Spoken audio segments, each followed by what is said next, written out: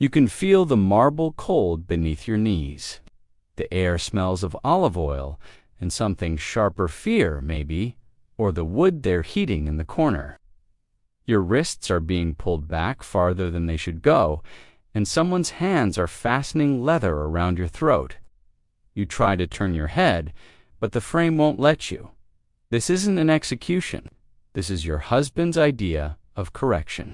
And by morning, Rome will call it progress.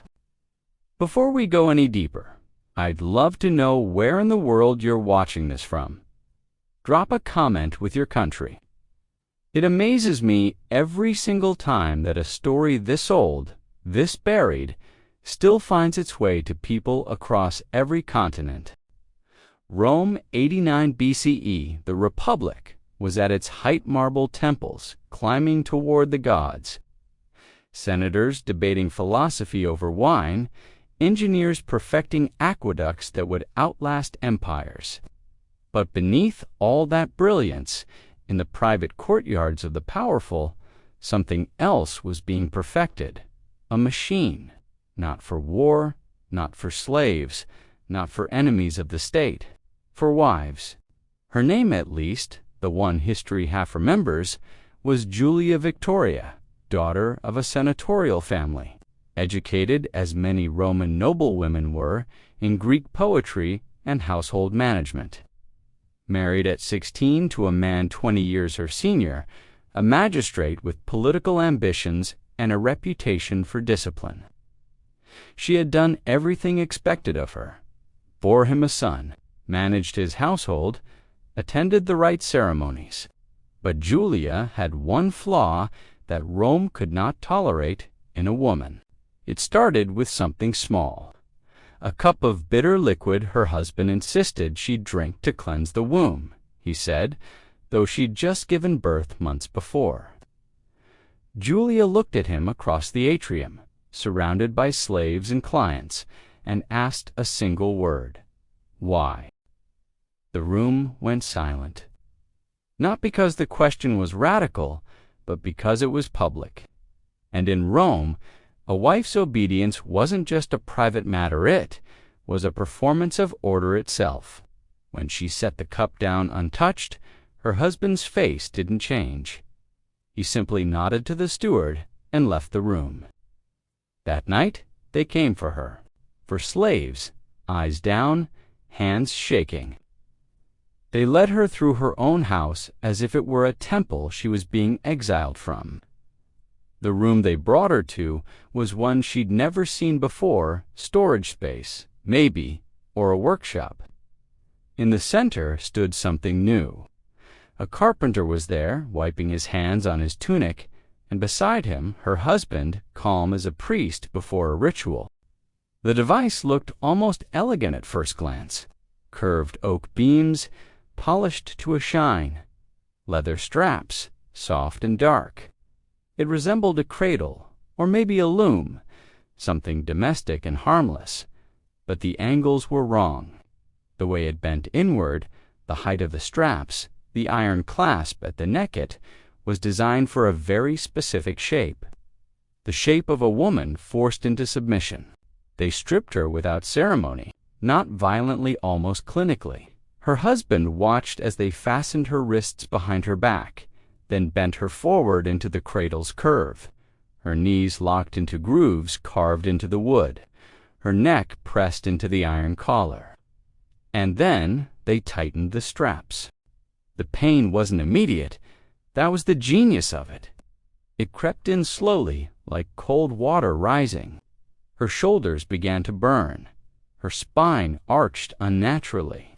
Her breath came shallow and fast, but she couldn't shift her weight, couldn't relieve the pressure. Every muscle in her body was engaged in a fight it couldn't win, and her husband stood there, arms crossed, studying her like an architect inspecting a bridge. "Name it after her," he said to the carpenter. "It works. Call it the Victorian." That's how it began, not as a punishment, exactly, but as a correction. A way to reshape a woman's will without leaving visible scars. No blood, no broken bones, just pain that lived inside the body, in the joints and tendons, in the places no one could see, and within weeks the design was being copied. Because here's what Rome understood better than almost any civilization before or since. Cruelty doesn't need to be loud to be effective. It just needs to be systematic. By the time Julia was released hours later, maybe longer, time loses meaning in that position. She could barely stand. Her arms were numb. Her voice was a whisper. But she hadn't screamed, not once. And that silence would haunt her husband far longer than any cry ever could. Word spread the way it always does among men with power and insecurity, in bathhouses, in private dining rooms. A senator in the forum would mention, casually, that his wife had become much more agreeable after a session in the new device. Another would ask where he'd gotten it. The carpenter who built Julia's cradle suddenly had a waiting list. Within a year, there were dozens of them throughout Rome. Some were simple, still made of wood. Others were more elaborate iron frames, adjustable neck braces, knee locks that went deeper. One particularly wealthy merchant commissioned a version inlaid with silver, as if beauty could sanctify what it did. But here's where the story takes its darkest turn. Because Rome didn't just use the Victorian in private, they made it public. It started in the smaller arenas near the Tiber, the ones that hosted lesser spectacles and minor gladiatorial bouts, public punishments. A magistrate, looking for something novel to entertain a restless crowd, had an idea. Why not demonstrate the device? Not on a noblewoman, of course that would be scandalous, but on a slave, a thief, maybe. A woman who'd run from her master. The first time they did it, the crowd didn't know how to react. They watched as a young woman, no older than 20, was strapped into the Victorian in the center of the arena. No executioner, no sword, just the device and time, and her body slowly breaking under its own weight. Some people left, others stayed. And just a few, at first began to cheer. Because once you frame suffering as deserved, as correction, as justice, it stops being horror and becomes entertainment. Within 5 years, the Victorian had become a regular feature in Rome's public punishments. They refined the spectacle, added music, sold seats closer to the device, so crowds could see the moment a woman's composure finally shattered. Vendors walked through the stands, selling roasted nuts and wine, while women died by degrees in the arena center and Julia Victoria. She watched it happen.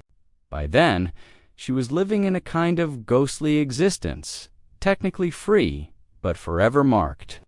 Her husband had released her, not out of mercy, but because her continued presence in his house had become politically inconvenient. Whispers followed her. Some people crossed the street when they saw her coming. Others stared, trying to see if the rumors were true, if her body still bore the marks. One afternoon, she found herself in the stands of one of those smaller arenas.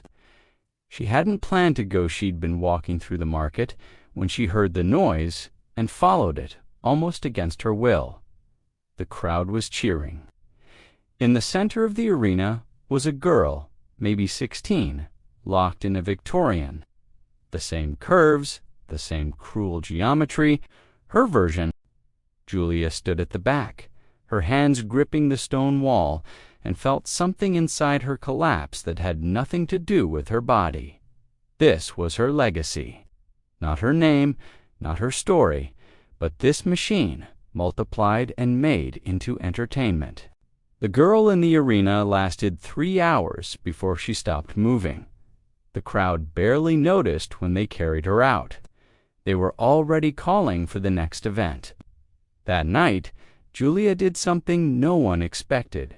She requested an audience with a governor, a man who'd once been a client of her husband's.